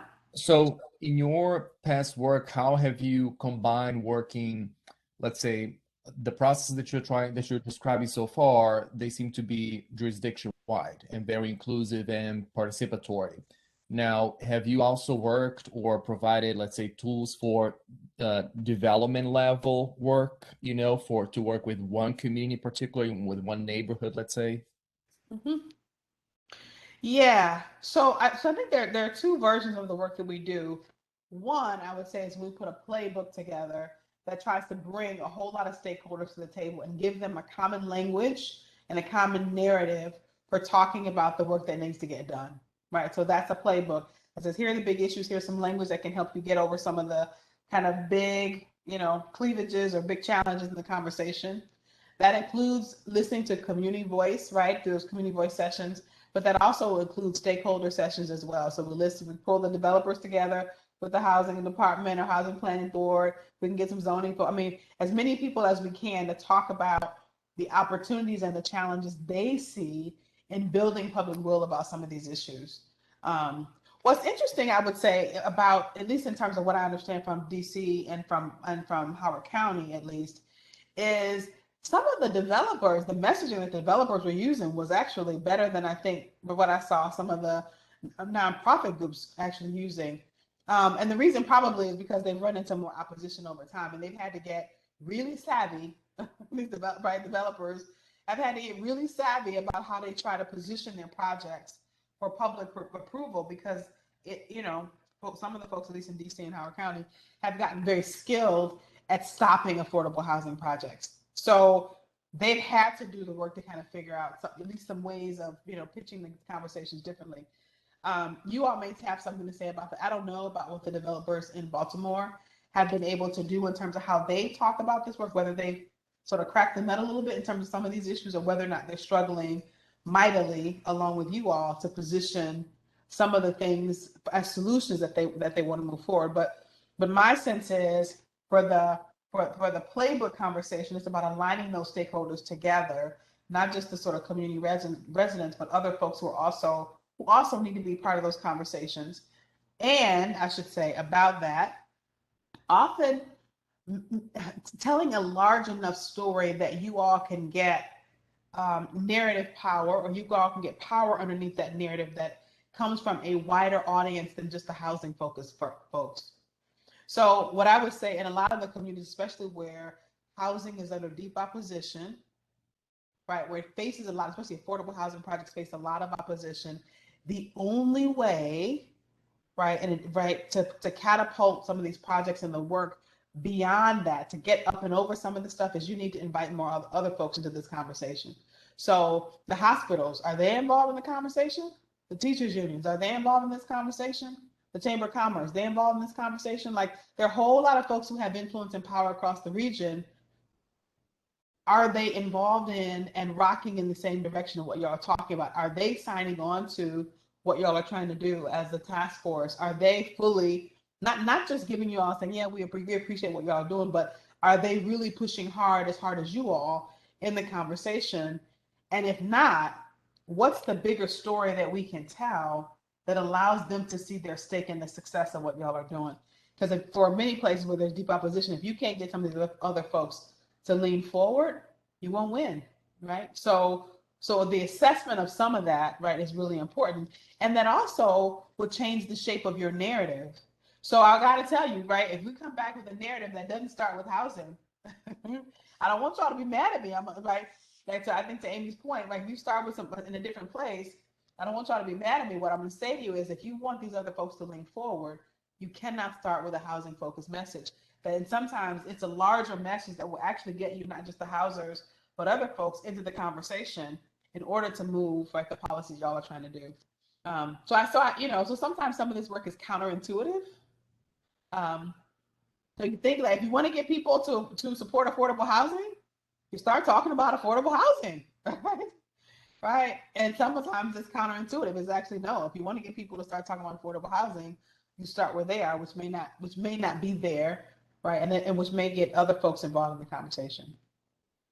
So I realized that was a long way. I hope I answered your question. I went all the way around and sort of hopefully came back around and answered the question that you asked. But I appreciate this notion about by making sure that we're getting lots of folks into the conversation.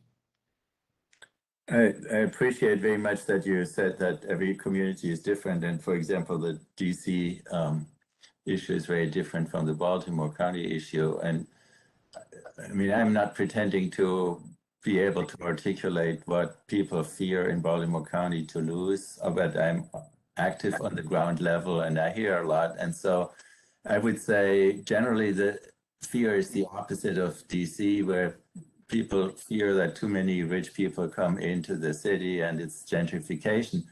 And what I hear here in Baltimore County a lot is that the county would take on too many of the same properties that the city has, which is that it is slippage. It's the opposite of gentrification.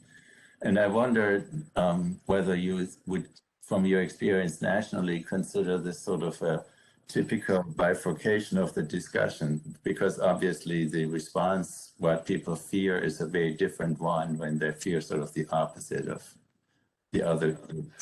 If you could talk to that a bit.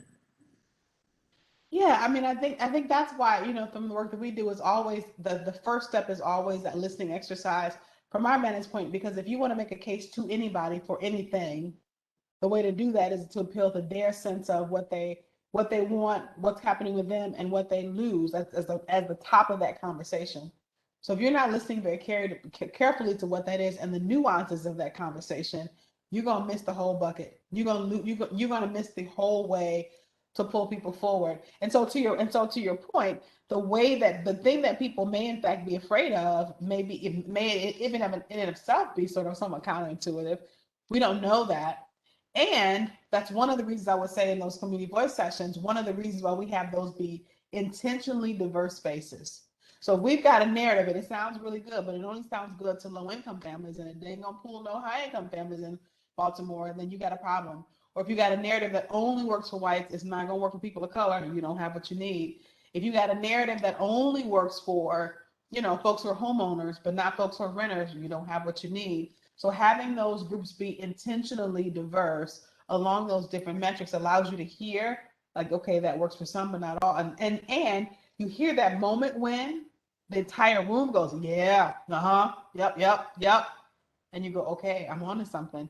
Both in terms of the dominant narratives and the disruptors, when they go, yep, as well as when they get to something that's more constructive, like, yeah, that's what I want Baltimore to be. And when they converge on that, then you know you have something that can be the kernels of a message that can unite folks around these kinds of issues. And unless and until you can hear that, the unity of that, you don't have what you need. And that's really, I think, the sweet spot that we're after. Now, I know, you know, there's something that we're going to be working with you a little bit. So initially on just pushing out just some of the recommendations. And so I'm going to bring the best, you know, possible version of what we've done in other places to just the writing, just helping us to avoid some of the basic, I think, backfires that just in terms of how things play on people's ears. And then the mental models just really that people use to process this information.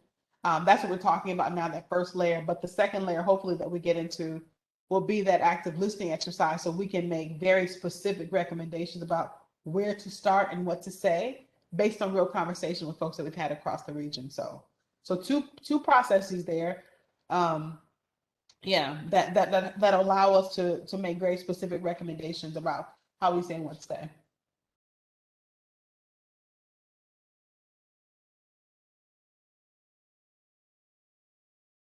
Other thoughts or questions or hopes that you want to make sure we express as part of this work? Yeah, Dr. T, it's Terry. Stacy Rodgers wrote in the chat that she's having connectivity issues. She's out on the West Coast, but she said, my question to Dr. T, can you describe the engagement strategies you've used in the past that you've briefly discussed with our subcommittee, the types of strategies you've used to engage? Yeah, so I think there's two versions of this. One version is like the sessions that we do, I would say, to diagnose, although that might sound too clinical, but to diagnose kind of what the issues are in the conversation. What are the dominant narratives? What are the things that are just negative disruptors for folks in the region, and what that sort of looks like, but in all of that. And then what are the sort of opportunities for moving that conversation forward? So that gets put into a playbook. And then the next phase of that is actually training folks, right, on the ground, you know, from a wide variety of positions to be able to use it, right? So to take those strategies and take that language and then say, okay, how can we best use it in the work that we're doing? So if you're a developer, here's the things that you might take out of that. If you are our, you know, community activist, here's how you might take that. If you are the planning department, here's how we might take that. But to make sure that we're all sort of playing from the same general playbook around some of these issues. And sometimes what usually comes out of that initial, when we walk back the feedback and the insights and the recommendations, sometimes what will happen is folks will request like very specific training on things. So, for example, the art, you know, a lot of what we do when we find a whole series of negative disruptors in the conversation, we will do a training on the art and science of the pivot. Like, how do you take a lot of negative talk, right, that's coming at you, and understand how to pivot around that? So in a lot of the communities, it's the parking, there's not enough park, the character of the neighborhood, all the things that people use as negative disruptors to thoughtful planning around housing. And we actually train people how to take what you've been given and pivot around that and get right back on the road to the sort of road to success here, if you will, and to force the folks that you're talking to play on your territory, which is a narrative that is more specific around Baltimore and the housing needs of people across Baltimore. So we'll often do some of those trainings just to kind of get people to practice. It's about practicing how we together as a coalition, as a group, are going to pivot back to the issues that we know are most meaningful. Then what I say is what we've done in the past too is often, you know, for groups that want to go with us or to continue on with us because they want to deepen their understanding about how to best use the strategies and practices, then we will often have like longer term engagement with folks to talk through the issues that they're facing in various places. So in California, in Massachusetts, and Connecticut, we have the statewide housing groups come together We have a monthly call with them to talk through specific things that go on, whether it's a legislative agenda or whether it's, a couple bills that are coming, or whether it's, programs and services, to talk through some of those issues and help them to deepen their understanding of how to use the playbook to address some of those issues. So in Connecticut, we've done a really strong job this year on the sort of rezoning or zoning issues, which has been really challenging, but fruitful, moving zoning from sort of local control in its entirety, not in its entirety, but some of the sort of zoning issues from local control in other ways, because it's been a challenge. In Massachusetts, it's been a wide variety. It's working with, I think there are about 17 municipalities across the state that collectively come on the call once a month to talk through the opportunities and challenges they're seeing. And we work with them directly to help them understand how to move those conversations forward, and also for them to share sort of best practices with some of their colleagues across the state. In California, we're about to roll out kind of a large new narrative across housing providers and developers across the state. So it varies, but I think, my sense is that we will take our lead from you all about how much of an engagement you want. If you just want the playbook and y'all got it and you're ready to run with it, have at it. If you want the playbook and a little support in terms of some workshops and trainings to really deepen that and the take up of that, we're willing to do that. And if that means going farther out to give you more support, we can do that too. This depends on what the appetite is for really having that kind of engagement strategy, right? With you all as the sort of spokespersons for what happens in various communities. Yeah.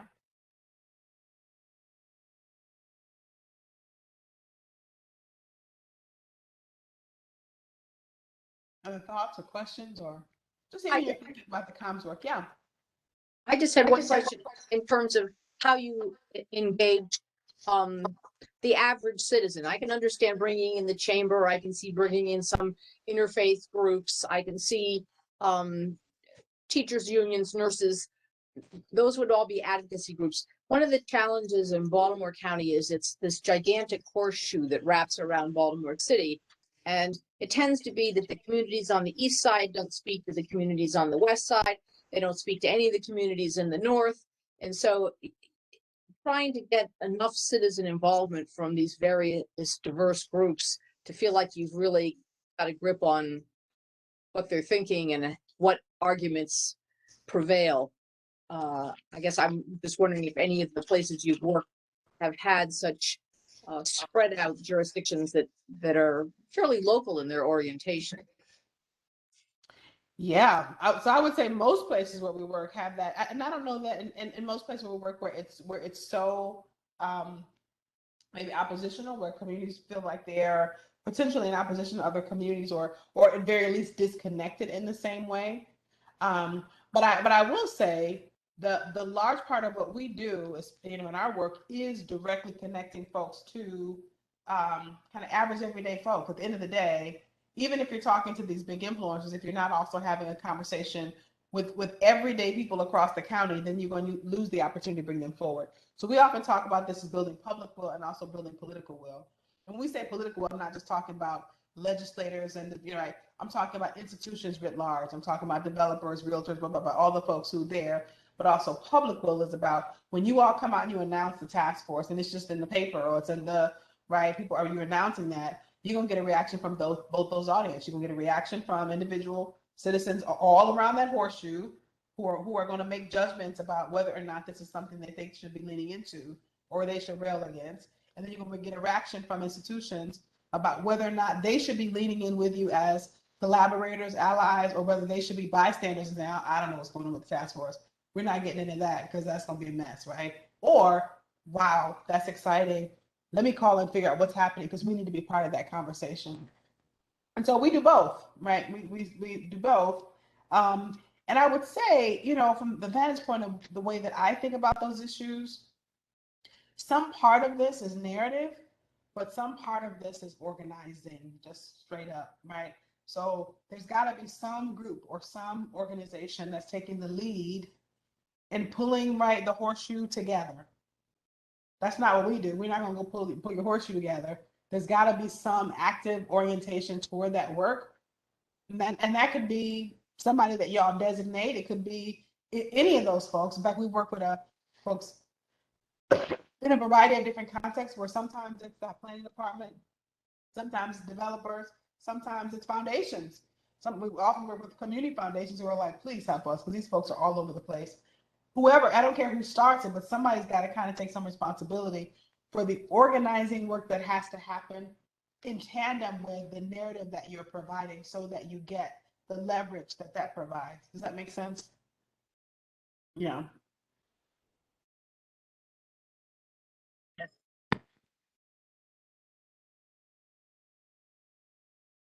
Have y'all thought about that?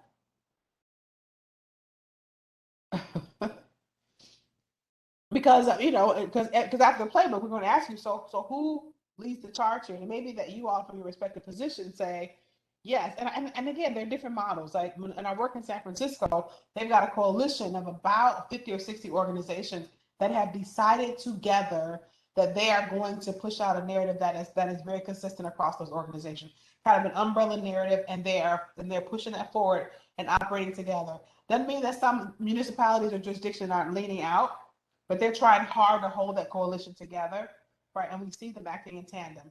In DC, we put that playbook out. It's very different. The Metropolitan Planning Council took on some of that language, but all of the folks around the table kind of took various pieces of that playbook and incorporated back into their organizations, but they weren't really, and they haven't really acted in a sort of coordinated fashion. They just felt like if we're all singing from the same hymnal here, right, or song sheet, then we're all better off for it. And so that's a very different model. In Connecticut, right, the places where we work across the state, they have a slightly different model. They certainly have come together as a cohesive group, and they stayed sort of lockstep. But there's so much, I gotta just say, there's just so much infighting across the state because the state is so diverse in terms of, high income places, and it's been hard to pull them together. But what they have been united on is the willingness to work on very specific issues. So they've taken up together this year, they're gonna work on zoning as the thing that they're working on together, even though, right, the way that they might express what's in the playbook slightly different. In a high income suburb may be very different from the way that kind of zoning conversation happens. The same thoughtful sort of meta narrative, but how they are articulating that may change. So I just wanted to share there are many models. My sense is that there is no perfect model. The best model for Baltimore is the model that works for Baltimore. That may be a coordinated model that, right? It may be that. It may be a sort of decentralized model like DC, or maybe some it's issue based, and people are coming together around issues where they can agree, right? And they agree to message about those issues in tandem. So it just differs. Does that make sense? Yes. Good. Other things I'll let you out. So thinking about the communications part of this is sort of public will building effort. What else? Anything else you're hoping to see, hoping to get out of the process? Things you want to highlight because they're going to be important to the process?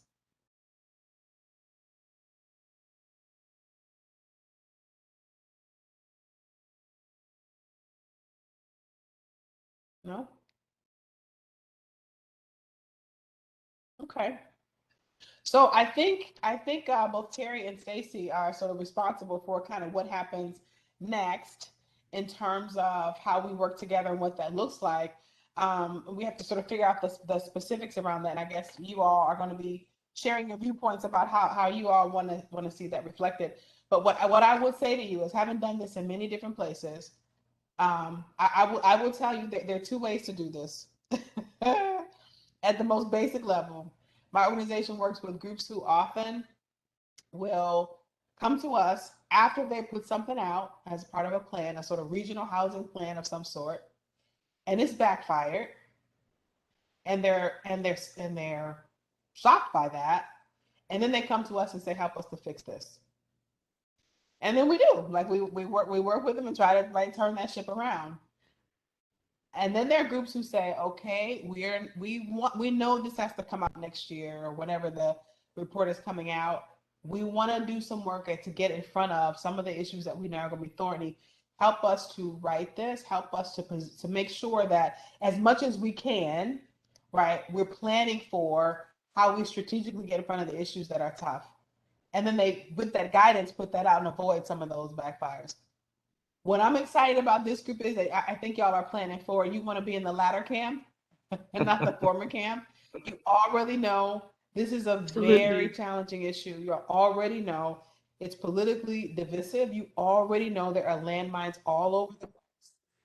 So take the time to think strategically about what you want to say. Not the recommendations. The recommendations are what you all have shared, but take the time to position those recommendations so people across the region see their stake in what y'all are trying to do. That's my only admonition. That's all I got. Is that helpful? No, well put. Sorry, I know we're running out of time. My internet it's been one of those days. The internet's coming in and out here, but this committee that is charged with working on outreach communication has talked a lot about sticking with this after the work. Could you just say a few words about who you work with when you work with jurisdictions? There's got to be some committee group made up of sort of a mix of government and community, and who kind of starts the ball rolling with you as a partner, and what are some good lessons learned there as we try to put that implementation group together? Yeah, thanks, Terry, for that question. I don't know. So it varies. I mean, literally, we get called into this by all kinds of folks every day, from folks who are participating in the process at various levels. But what I would say to you is it's less so much about who calls us into the circle, but more about the sort of level of inclusivity that you're building into that circle. So we work with y'all together. You all may call us into the conversation. We're going to want to know, so who's the steering committee that helped us with this effort? And we want to make that steering committee as diverse as possible. Are there developers who who are trying to do this work? Certainly folks around this table. Are there any realtors at this table? Are, folks in the, nonprofit organizations, the legislature, whoever that is, are we building a table of folks to represent the constituencies that we know should be leaning forward on this issue, and that we know we want them to be lockstep with us as we try to position these issues? That building that sort of steering committee is probably the most important part of it. Because when we come back with the playbook, you want them to feel like they were in it from the beginning and they have a stake. They have a stake in what's being said there, and they understand, right, how we got to the point. Because otherwise, what will happen is, if you haven't been there through the process, when we come back with a playbook that says, start talking about education, or put education first, and right, as a part of getting people to housing, and if you haven't been part of the process, wait, what? Right? Because, right, if that, and I'm just like, in Howard County, like, education was the big thing. People want to talk about their kids and their schools, and I great, right? So how is that affected by housing? You put those things together, and now you've got a larger constituency of residents who want to lean forward on those issues, not so much because they care about affordable housing in and of itself, but because they recognize they can't get the schools they want to get to, or they can't get decent quality education for their kids without leaning into affordable housing. So having folks be part of the process helps them understand why we're asking you to talk that way, or why we're asking you to start in various places. Otherwise, you put that out and they're going, what is going on with these crazy people in Baltimore? They said they want to talk about housing, and next thing you know, they're talking about something else. So it's more important to think about who you want on that steering committee, and we can talk about that after we get started. Very good. Excited. Well, I'm excited, and so I will listen forward to next steps. But you all tell me what those would be once you all have your conversations, and excited to be working with y'all. Thank you, Dr. Thank you so much for joining us, Dr. T. Thank you, Terry, and your subcommittee, and Madam Mayo, for arranging this. Yes, we will be in touch regarding next steps. So thank you so much. I think your conversation today was extremely helpful, especially as we consider moving to the next step of our work here. So thank you. All right, thank you so much.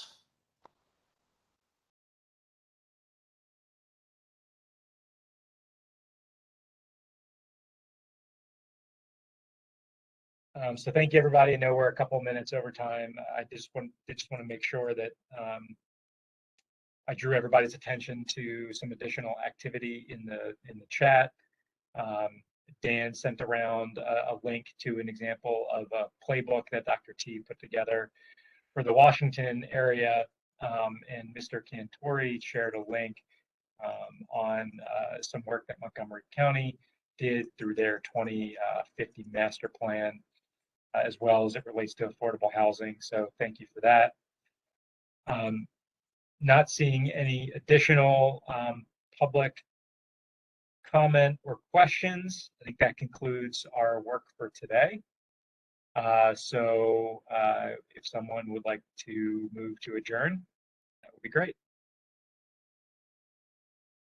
Move to adjourn. Second. Anyone opposed? Not hearing any opposition. We are adjourned. Thank you so much again, and we will certainly be in touch on next steps.